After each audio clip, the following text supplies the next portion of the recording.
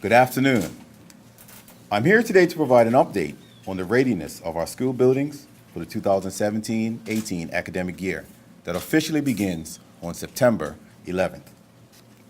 During the summer months, government workers in both the Ministries of Education and Workforce Development and the Ministry of Public Works undertake a scheduled maintenance and building upgrades to improve our school facilities in preparation for the start of school each September. The purpose of this annual program is to carry out repairs that will ensure a safe and healthy environment for our students, principals, teachers, and administrative staff. We are in the final cleaning and repair work at the majority of public schools, and they are all on schedule to be fully operational and ready for handover to our teachers on September 1st. Significant repair and maintenance projects undertaken to improve our school buildings included the renovation of student restrooms at Lyceum and Warwick Preschools and at T. N. Tatum Middle School, the tent fumigation of Victor Scott Primary School and West Pembroke Infant Block, roof replacement at Elliott Primary, the installation of a natural playground at St. David's Preschool, installation of perimeter fencing at Hope Academy, hallway and classroom floor resurfacing projects at Southampton Preschool, Somerset Primary, Prospect Preschool, Harrington Sound Primary, and St. David's Primary. Additional maintenance tasks were scheduled that included pest control assessments, fire alarm inspections and fire alarm installations, water fountain maintenance, and general cleaning and power washing of the various school sites. As the public is aware, Dellwood Middle School was closed on June 12th, and students completed their classes at the Bermuda College. There have been ongoing concerns at Dellwood regarding air quality, leaks, and mold. After an assessment and testing by the Department of Health, problem areas were identified and contractors to do remediation works was sought. However, it wasn't until July 25th, some 6 weeks after school closed, that at this government's first cabinet meeting, funding was finally approved to get Dellwood Middle School safe for the academic year. Despite the hard work and long hours put in by the Ministry of Public Works staff and 3 contractors that are on site, we have determined that Dellwood Middle School will not be ready in time for September 11th opening. The Commissioner of Education, the Department of Education's Facilities Manager, a representative from the Department of Health, the Minister of Public Works, and myself met with the Dellwood team that included the principal, the PTSA staff, and BUT executive members, and including some parents, to work on the best and suitable arrangements to start the school year. While the preferred option will be to have the students back at their school, we will still welcome students back on September 11th, but they will be housed initially in locations in the city of Hamilton. Despite this challenge, the students of Dellwood will receive the care and attention by the Dellwood staff and the Department of Education staff, the necessary things needed to ensure the quality of learning will remain at a high level. By September 6th, we will know the final details of this solution and what will be required of this temporary relocation, and the general public will be notified accordingly. Outside of Dellwood, all schools are expected to be ready to be opened on schedule for September 11th. This new government inherited severely neglected school infrastructure. To put this in perspective, 27 of our 29 primary and middle schools are older than that of our existing airport, an airport that is currently being replaced. It appears that year after year of patchwork has left us with buildings in need of serious attention. Despite these challenges, we have worked tirelessly from July 19th to ensure that what we had to work with was made safe for our students. Once the school year is underway, the Ministries of Education and Workforce Development and Public Works will examine how maintenance is done in the schools and will be implementing a maintenance plan that will include year-round maintenance and not just during the summers.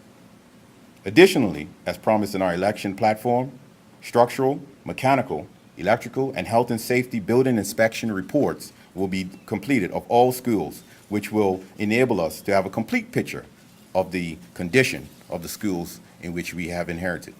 This new government will keep its promise to ensure that public education is of the utmost priority and the health and safety of our students and our teachers remains something that is in front of us.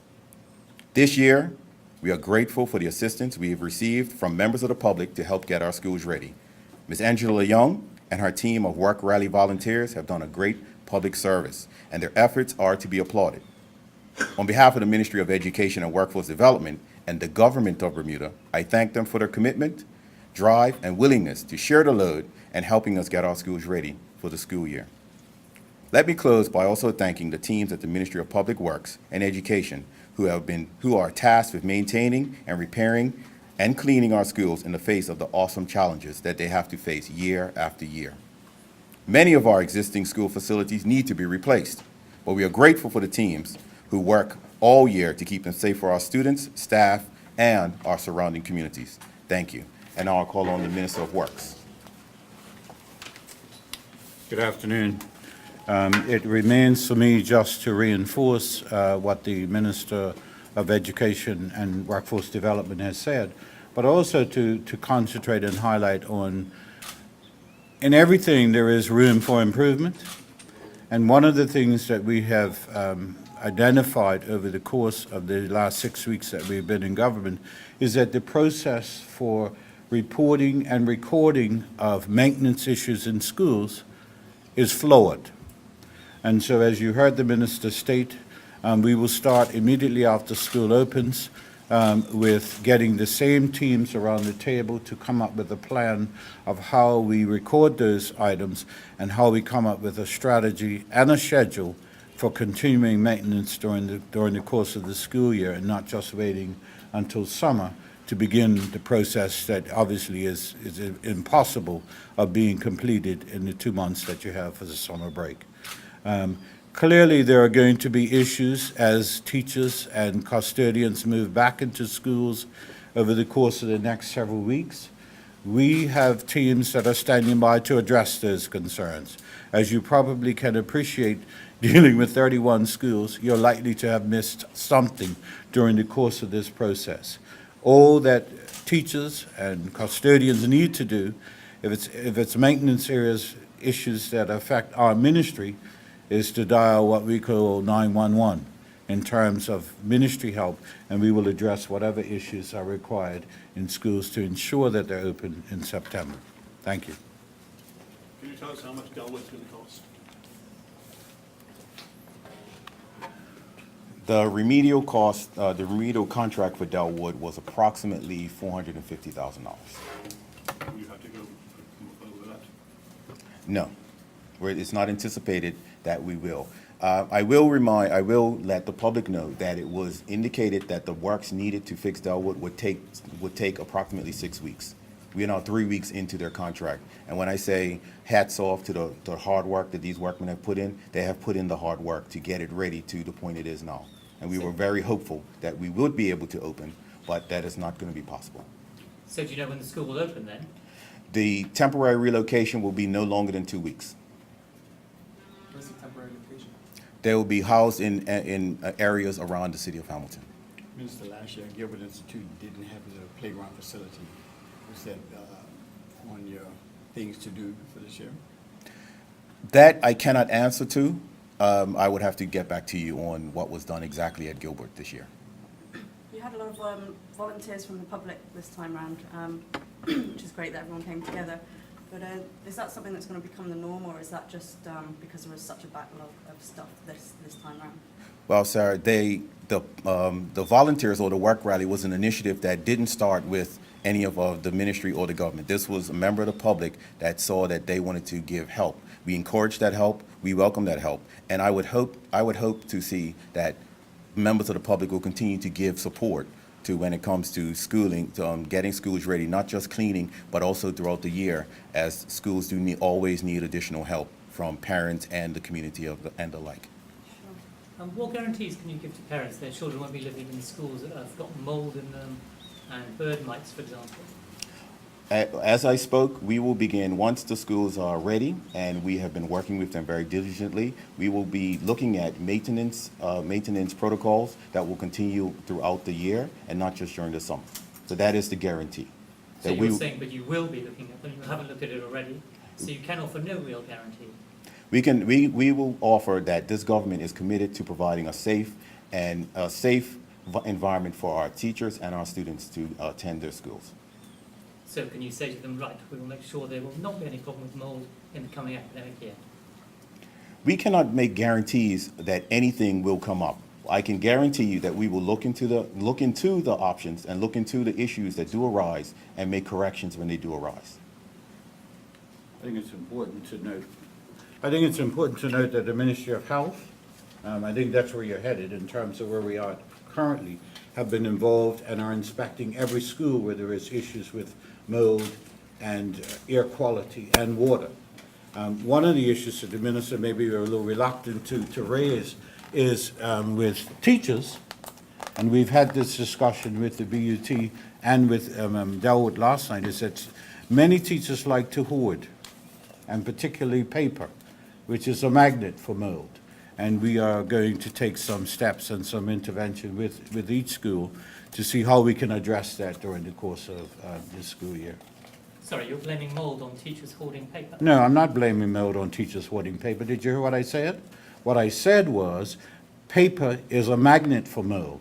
And so part of the real problem with mold in this country, because everybody here has mold in their house. The real problem is opening windows and getting fresh air into schools. And so we've come up with a program that has been implemented with the custodians in every school in the country so that we can ameliorate the problem of mold being grown in the schools going forward.